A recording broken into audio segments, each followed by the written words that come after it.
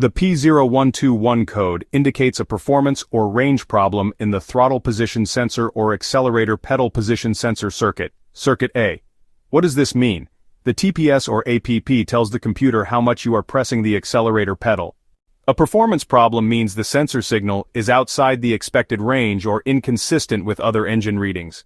This is crucial because the computer uses this information to control fuel injection and ignition timing. The most common symptoms are an illuminated check engine light. You may also notice a lack of power or throttle response. The engine may go into limp mode, rough acceleration or hesitation, and in some cases, the engine may stall. If the P0121 appears, the most common cause is a faulty TPS or APP sensor. Visually inspect the sensor and its connector for damage, corrosion, or loose connections. It's also crucial to inspect the sensor wiring. A frayed wire, a poor connection, or an intermittent short circuit could be the culprits.